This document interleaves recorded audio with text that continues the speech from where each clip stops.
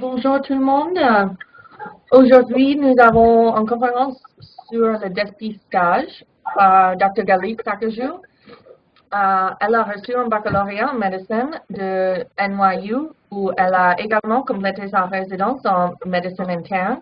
Elle a continué avec une formation en médecine préventive lorsqu'elle a également reçu une matrice en santé publique de Columbia University. Ensuite, Dr. Sakajou a occupé un poste académique au Albert Einstein College of Medicine et Montefiore Medical Center. Et aujourd'hui, elle est le fondateur de HME. Et nous avons Brigitte Kazi pour la traduction, une étudiante en médecine à Columbia University. Okay, thank you, Amanda, for the nice introduction, and good morning, everybody. Merci Amanda pour les introductions et bonjour tout le monde. I have no conflict of interest and received no funding or gifts from the industry. Je n'ai pas de conflit d'intérêt et je ne reçois pas de fonds de l'industrie. Okay. So today I would like to discuss preventive care, which by definition means to address issues before they are apparent as disease, hence prevention. Aujourd'hui, j'aimerais parler de la prévention, ce qui veut dire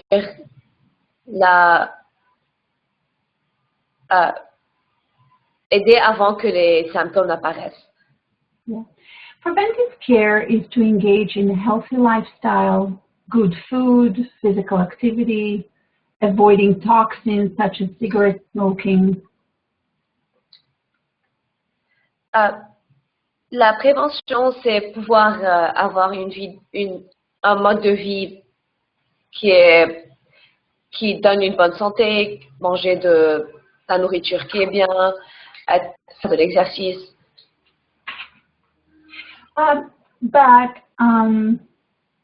it is also the ability of identifying disease or illnesses rather before it's apparent as disease, and this is screening. Mais c'est aussi la capacité d'identifier la maladie en tant que maladie avant l'apparition des symptômes, et c'est ce qu'on appelle le dépistage.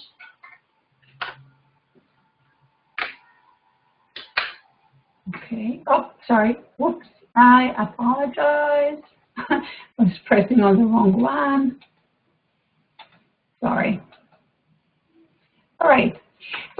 So the premise of screening as a public health tool is using diagnostic tests prior to symptoms and also using the natural history of disease to positively impact on clinical outcomes.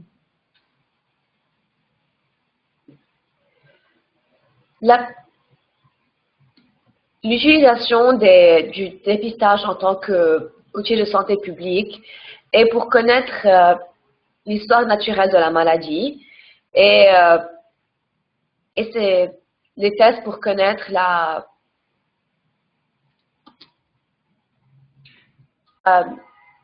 to positively impact health results. Okay.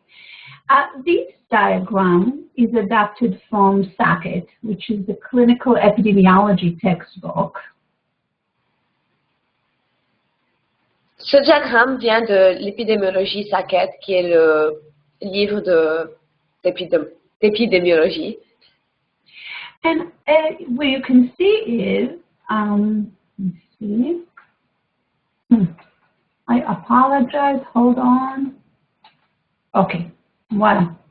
So this is critical point 1, which is the first moment that there is a change towards the disease. Critical point 1. Et ceci est le point critique avant l'apparition de la maladie. This one is critical point 2. And it's the first moment we can make a diagnosis However, it is before symptoms are apparent. Et ceci est le point critique 2, qui est le premier point dans lequel on peut dépister la maladie, mais c'est aussi un point où il n'y a pas de symptômes. And lastly, we have critical point 3, which is the usual moment where we make a diagnosis because the patient is symptomatic. Et voici le point critique 3, qui est le point dans lequel on fait généralement notre diagnostic, parce que c'est le point où le patient est symptomatique. It was sometimes in the 1960s that Hutchinson, who was a clinical epidemiologist, identified critical point 2 as an important moment for screening. Et je Hutchinson. pense que c'est dans les années 1990 que Hutchinson, un épidémiologue très connu, qui a identifié le point critique 2 en tant que point dans lequel on peut dépister une maladie. And he said that it's only if we can identify a patient with the illness and treat during this time, and it's going to be better than treating it after symptoms, that we should screen for a disease. Et c'est lui qui a identifié que si on traitait une maladie au point critique 2, ce serait meilleur que de traiter la maladie après l'apparition des symptômes. Okay, so once again, screening is the application of a test to a pre-symptomatic individuals to classify them with respect to their likelihood of developing a particular disease. Donc encore une fois, le dépistage est l'application d'un test à un individu présymptomatique pour les classer en fonction de la probabilité de développer une maladie particulière. And of course, the goal is to treat people who are positive after screening. Et bien sûr, le but est de traiter les personnes qui sont positives après le dépistage. And what we want is to decrease morbidity and mortality at the individual level. Et ce qu'on veut, c'est diminuer la morbidité et la mortalité au niveau de l'individu. To decrease public health costs, Diminuer le coût pour la santé publique. to decrease infectivity within a population, Et diminuer l'infectivité dans une certaine population. And now I want to shift gear a little bit and to talk more about the statistical or epidemiological calculation approach. Et là, je vais un peu parler des calculs statistiques et épidémiologiques. So the only way for us to know if a screening test will result in improvement of morbidity and mortality is by looking at clinical trials. Et la seule façon pour savoir si un test de dépistage diminuera la morbidité et la mortalité est de regarder des tests dans la clinique. And the best are randomized control studies.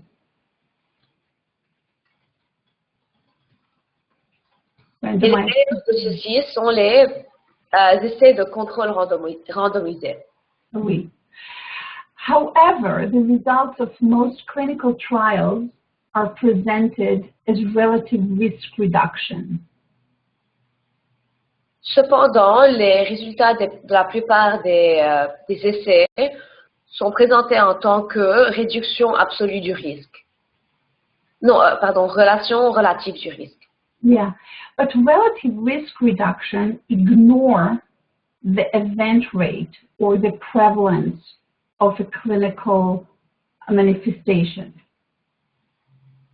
Cependant, la réduction relative du risque est seulement le nombre de The prevalence of disease.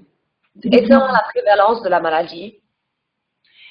So what I would like to present to you here is another way to calculate the impact of screening and early treatment while also including prevalence of disease.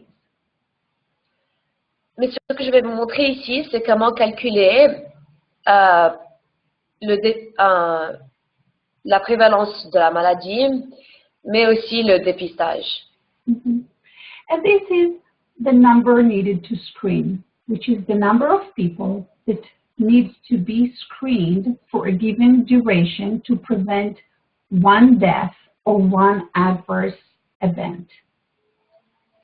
Et ceci serait le numéro nécessaire pour le dépistage, qui est le nombre de personnes qui doivent être examinées pendant une certaine durée de temps pour prévenir la mort ou un événement indésirable. And the number needed to screen equals 1 over the absolute risk reduction. Et le numéro nécessaire pour dépistage est égal à 1 sur la réduction absolue du risque. Okay, so this a slide and the next slide are probably the most important things in the presentation, and I hope you'll take it home with you. And even if it's a little difficult to understand right now, if you go through it, and you'll retain it. Et c'est ce que je veux que vous vous rappeliez le plus. Je sais que c'est un peu dur maintenant, mais si vous le regardez mieux, ça sera plus facile à retenir. So this is the second most important slide. This is just to stress or to further explain number needed to screen. Et ceci est le slide, le deuxième le plus important. Il parle il donne un exemple de comment calculer le numéro nécessaire pour dépistage. All right, so this is a hypothetical table. Ceci est un tableau hypothétique. Yeah. On the leftmost column are the control groups. À gauche, on peut voir le groupe contrôle. These are groups who were not screened or treated.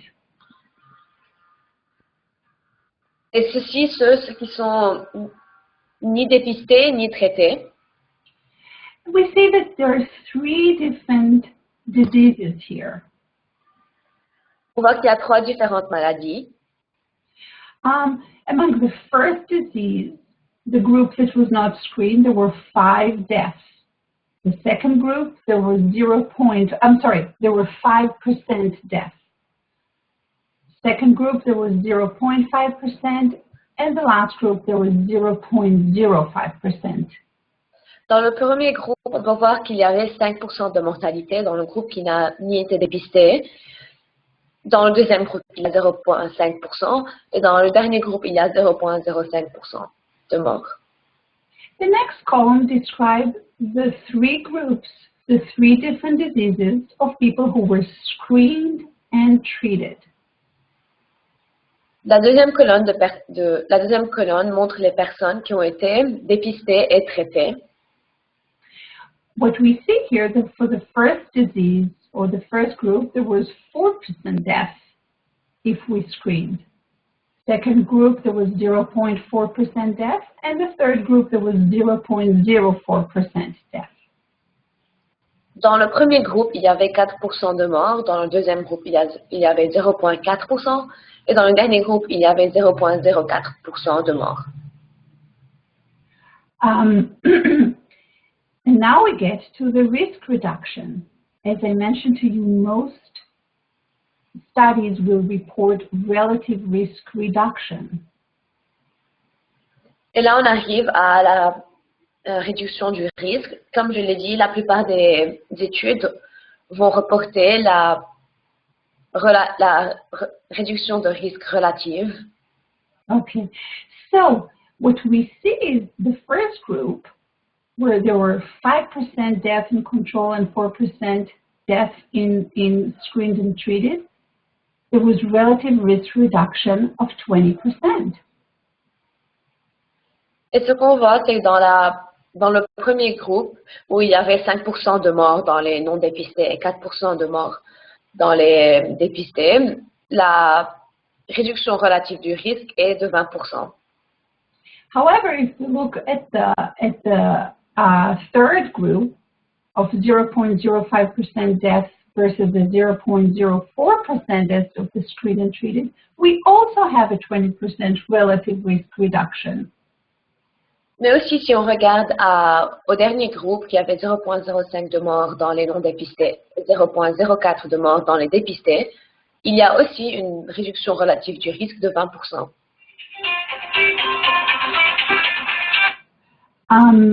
However, we can definitely tell that the prevalence of death or mortality in those two groups is very different. Mais on peut dire que la prévalence de la mort dans ces deux différents groupes est très différente.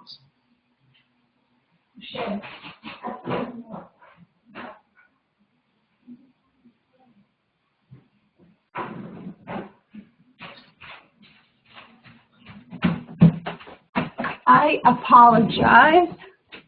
We were in the relative. Okay. So then we go ahead and we just calculate simply the absolute risk reduction. Et donc, ici, on va calculer la réduction absolue du risque. And it's very easy. 4% as compared to the 5% of the control. The difference is 1%. The absolute risk reduction is 1%. Et ceci est très facile. Quand 20% est comparé, on aura la réduction absolue du risque de 1%.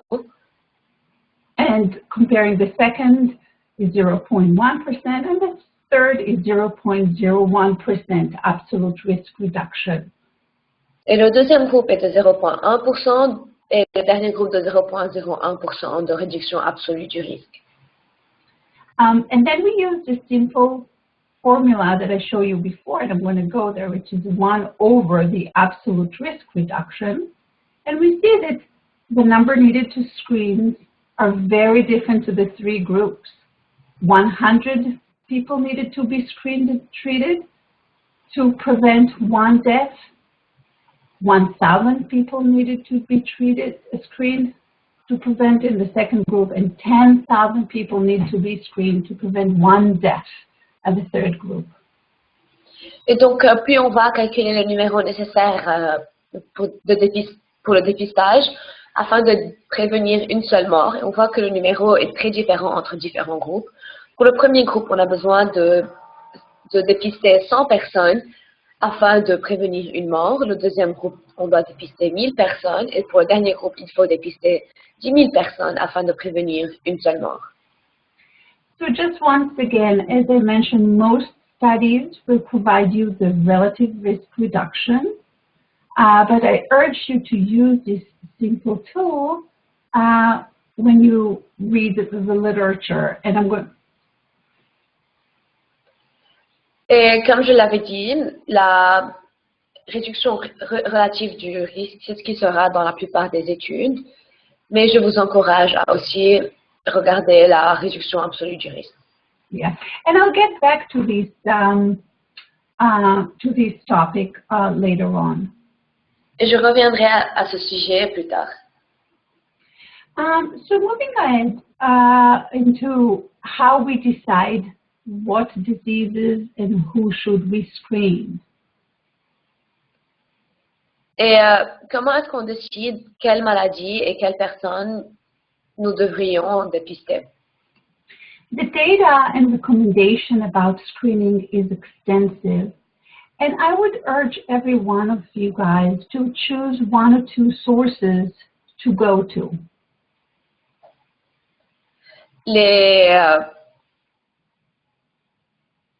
Les informations qui sont présentes à propos du dépistage il y en a beaucoup et j'encouragerais chacun d'entre vous de regarder autour de deux sources d'informations. I'm a big proponent of the use of the U.S. Preventive Services Task Force. J'encourage beaucoup l'utilisation de US Preventive Services Task Force.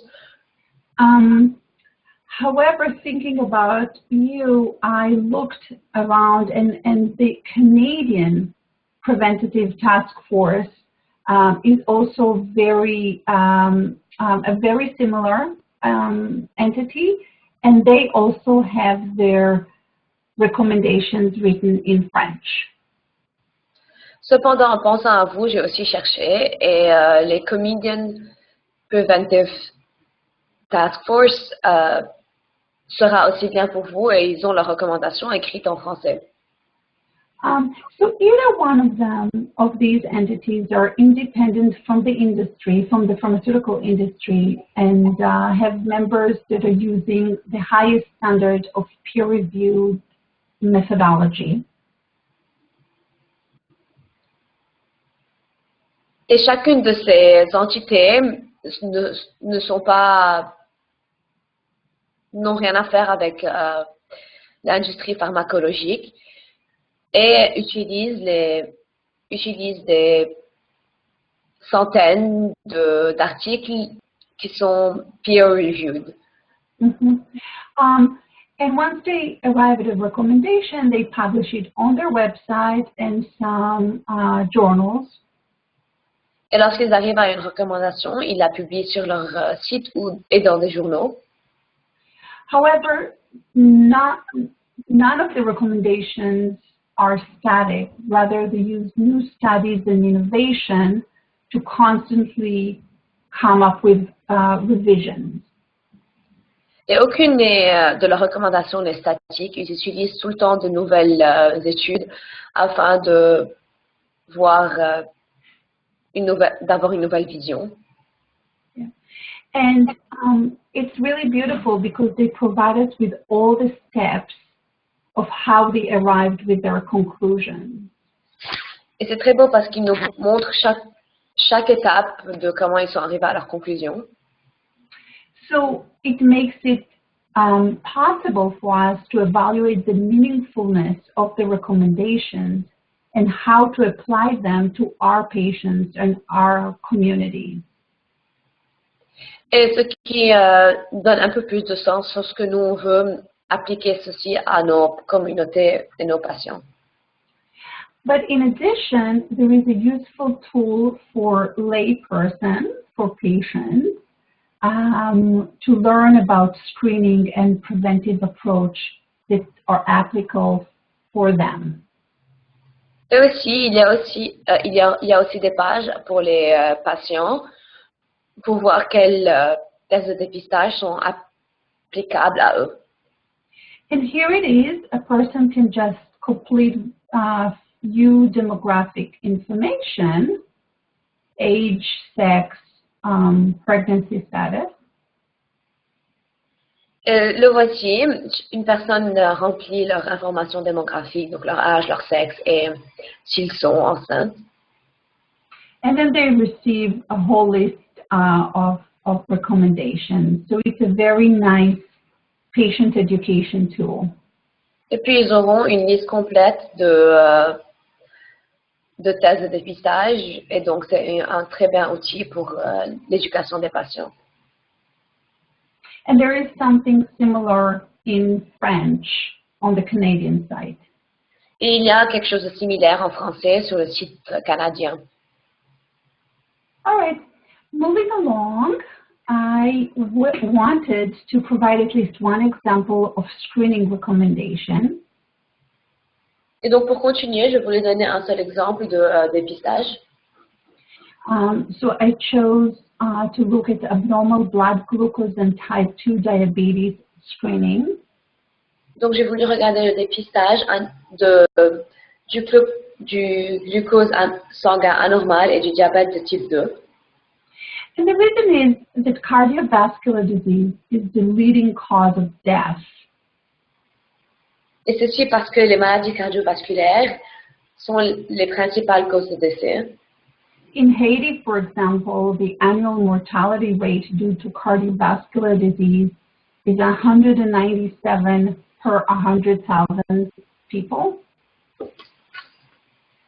En Haïti, par exemple, le taux de mortalité à cause de ceci est de 197 sur 100 000 patients.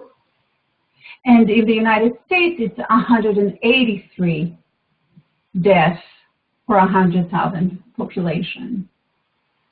Alors qu'aux États-Unis, c'est 180 morts sur 100 000 individus.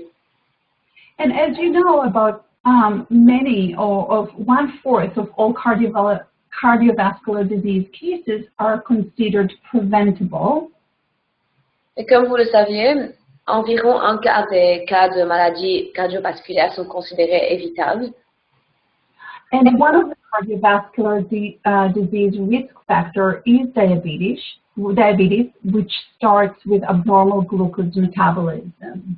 Et l'un des facteurs de risque des maladies cardiovasculaires est le diabète, qui commence par un métabolisme anormal du glucose. So its early modification may delay diabetes and decrease cardiovascular disease morbidity and mortality. Et donc, sa modification précoce peut retarder le diabète de type 2 et diminuer la mortalité par les maladies cardiovasculaires.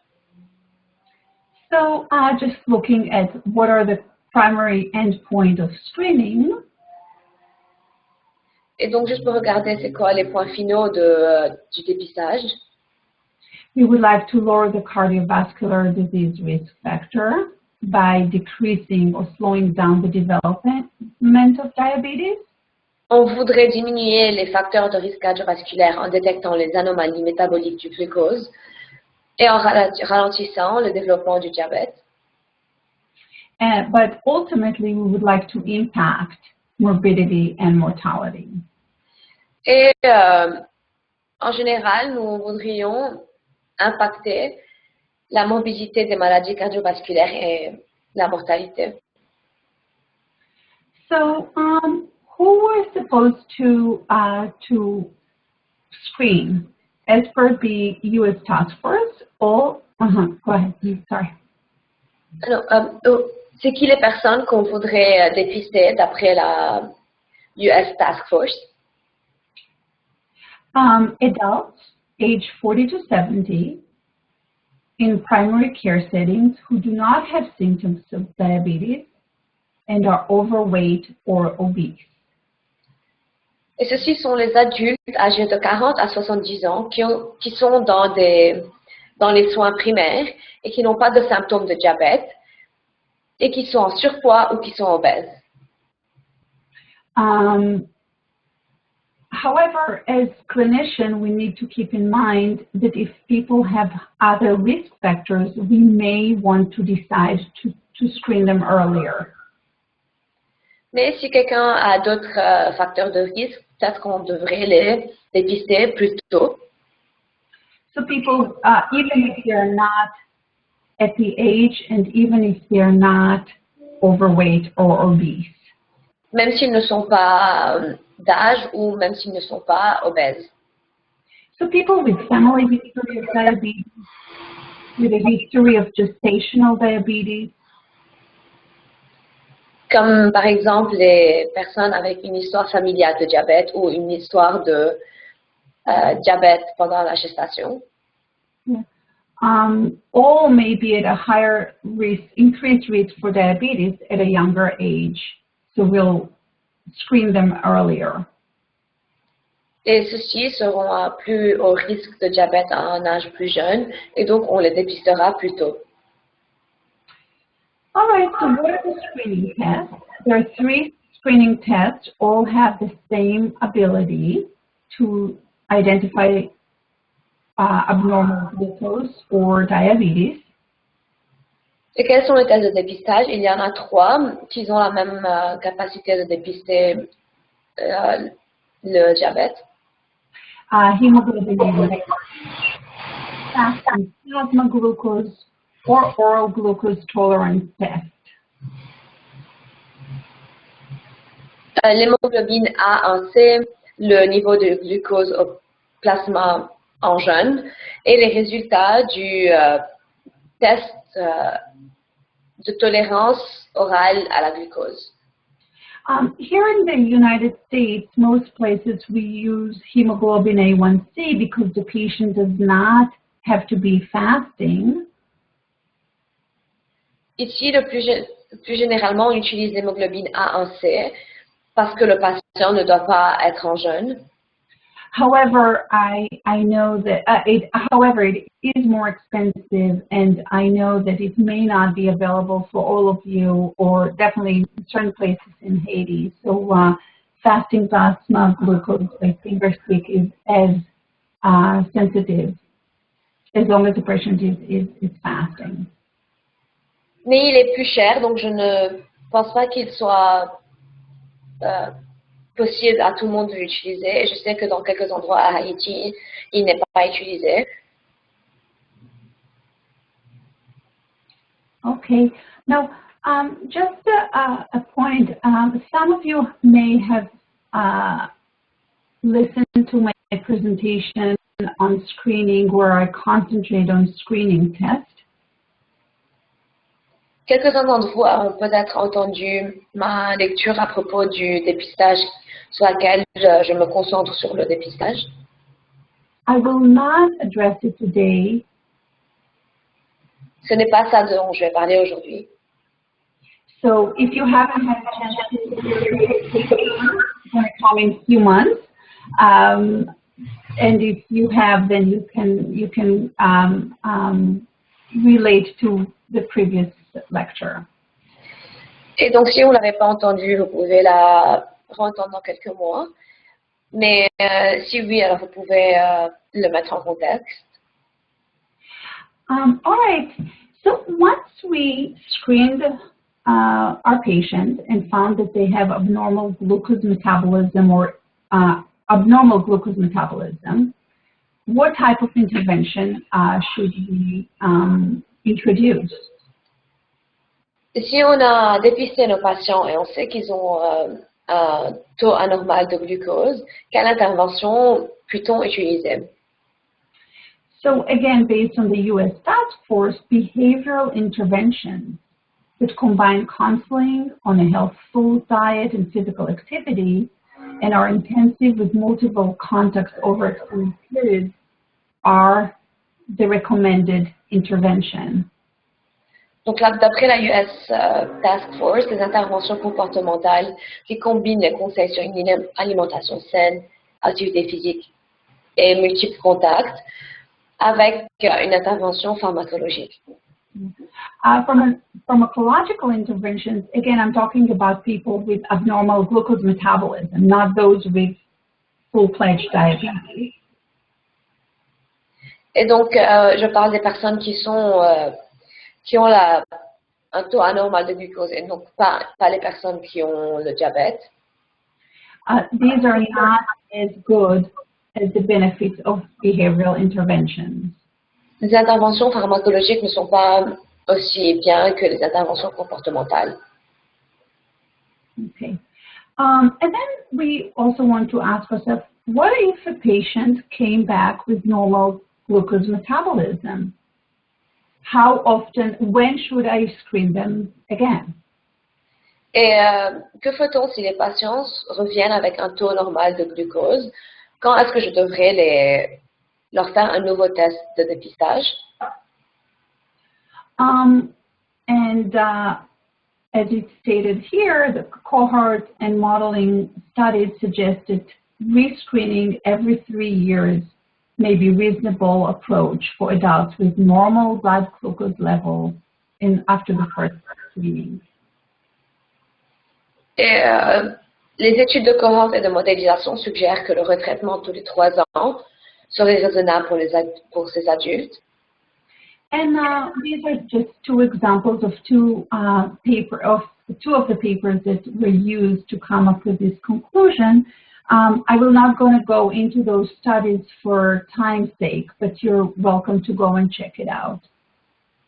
Et ceci sont deux exemples des études qu'ils ont utilisées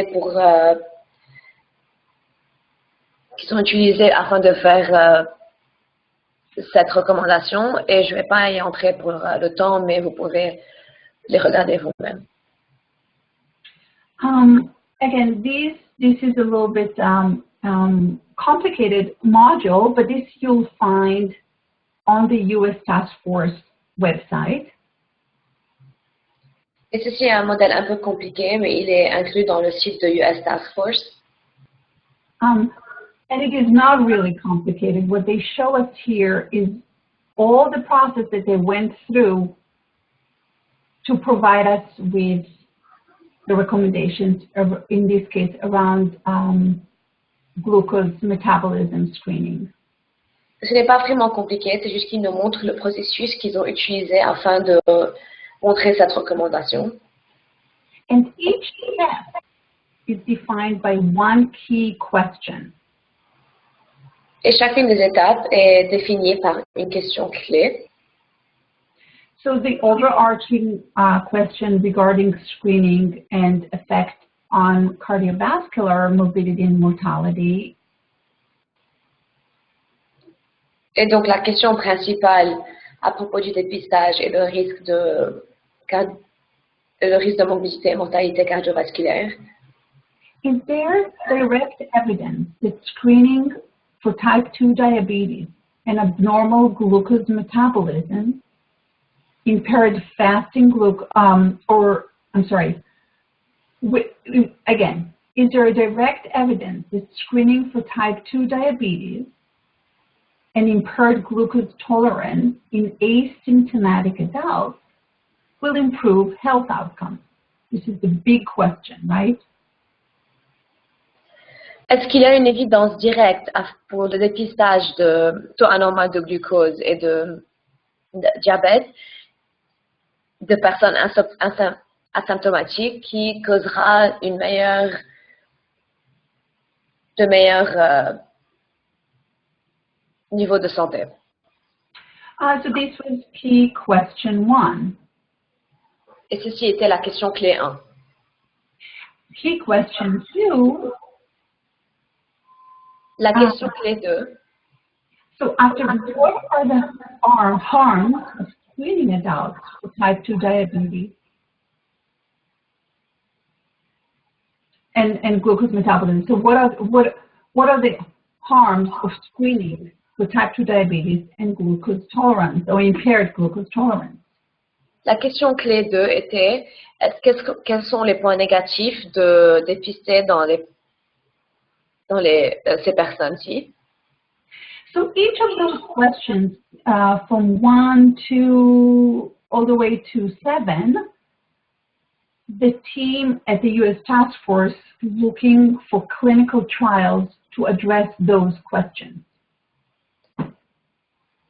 Et toutes ces questions clés de 1 à 7 sont des questions que les personnes au US Task Force ont dû regarder à des études cliniques pour y répondre. So let's look for a second at the last question, critical question number 7. Key question number 7, I'm sorry. Et donc, on va regarder la question clé numéro 7.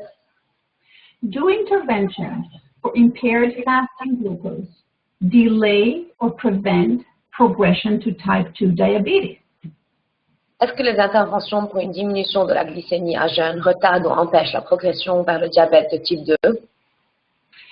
So here are the 10 trials that the team found to answer this question.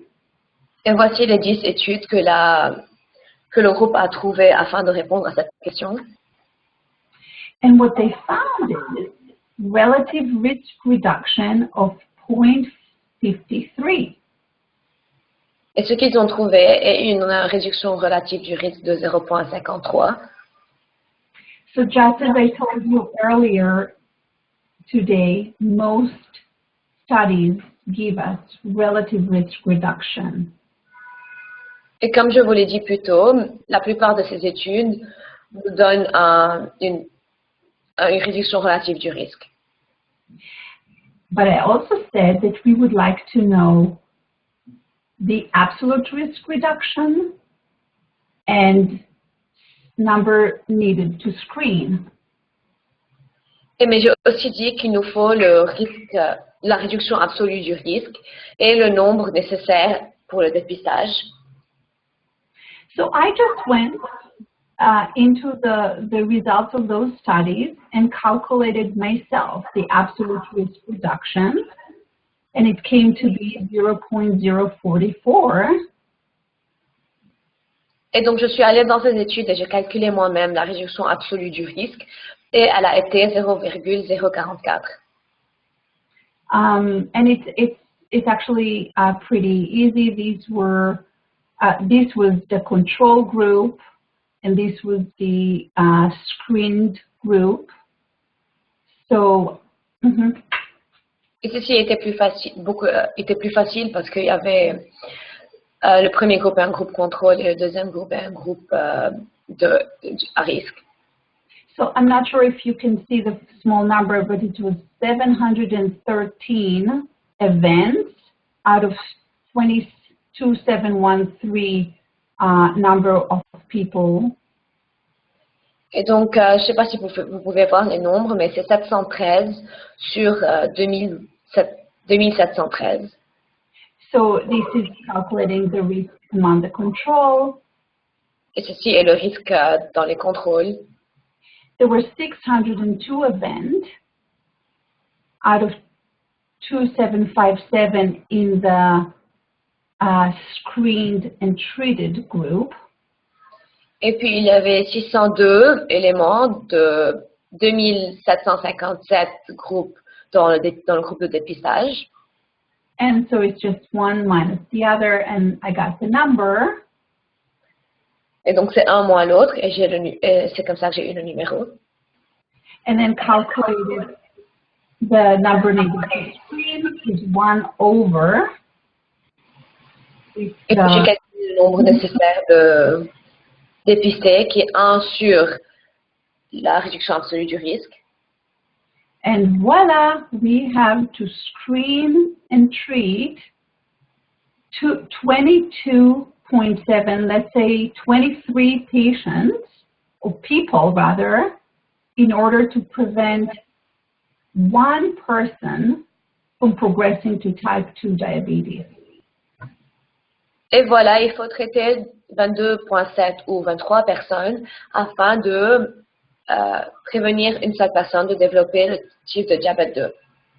Which is, I'm sure you agree with me, pretty good. Ce qui est un très bon nombre. Especially in the face of abnormal glucose metabolism being such a high risk for cardiovascular disease. Surtout sachant que qu'un métabolisme de glucose anormal est un grand risque pour de risque cardiovasculaire. And this is when you're going to open the U.S. task force, this is what you're going to see. Et voici lorsque vous ouvrez la page de US Task Force, ce que vous verrez. They are just what we said through this presentation. They are recommending that adults age 40 to 70 who are overweight or obese will be screened every 3 years for abnormal glucose metabolism. Et donc voilà, c'est comme on l'a dit dans la présentation, les adultes âgés de 40 à 70 ans qui sont obèses ou qui